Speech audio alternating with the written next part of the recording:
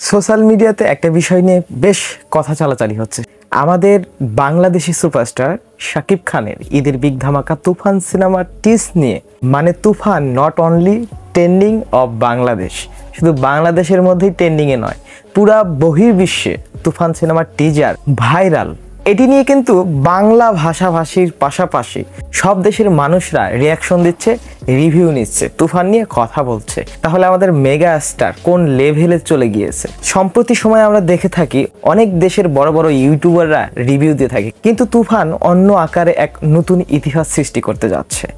এই বিষয়টি নিয়ে কিছু কিছু মানুষ বলছেন যে আমাদের মেগা স্টার শাকিব খানকে নিয়ে ভিনদেশিরা বা ভারতীয়রা ভিডিও বানাচ্ছে, টিজারের রিভিউ রিয়াকশন দিচ্ছে। ওরা কেন আমাদের শাকিব খানকে নিয়ে কথা বলবে বা ওরা কেন আমাদের শাকিব খানের সিনেমার ট্রেইলার টিজার রিভিউ রিয়াকশন দেবে?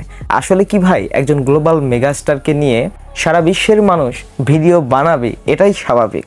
এটা থেকেই কিন্তু প্রকাশ পায় আমাদের মেগা স্টার বা বাঙালি সুপারস্টার শাকিব খান। তিনি ওয়ার্ল্ড ওয়াইড পর্যায়ে পরিচিতি লাভ করেছেন এবং বিশ্বের মানুষ জানেন যে বাংলাদেশে একজন সুপারস্টার আছে, তার নাম হচ্ছে শাকিব খান। যারা হিংসার চোখে বলতেছেন যে তারা কেন আমাদের কিং খানের টিজারের রিভিউ রিয়াকশন দেবে, তারা তো নিয়মিত আমাদের কিং খানের মুভির টিজার, ট্রেইলার, গানের রিয়াকশন দিয়ে থাকে না।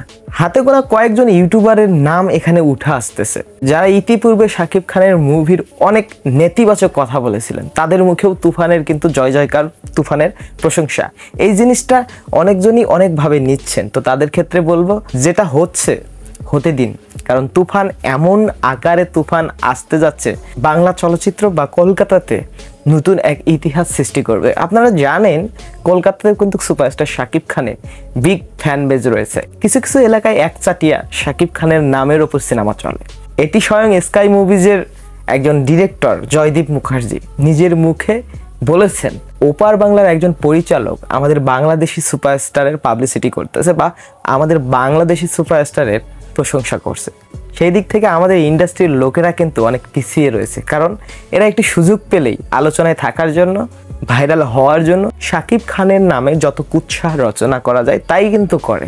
আপনারা প্রায় সময় সোশ্যাল মিডিয়াতে দেখে থাকেন। সবশেষ এটাই বলবো, যারা ইতিপূর্বে আমাদের কিং খান মেগাস্টারের কোনো ট্রেইলার টিজার নিয়ে পজিটিভ কিছু রিভিউ দেননি, শুধু নেগেটিভই রিভিউ দিয়েছেন, তাদের মুখেও আজ তুফান সিনেমার প্রশংসা শোনা যাচ্ছে। এটা দেখে যে সাকিবিয়ানরা নেগেটিভ কমেন্ট করতেছেন, আপাতত সাইলেন্ট থাকেন, তুফানটা বয়ে যেতে দিন।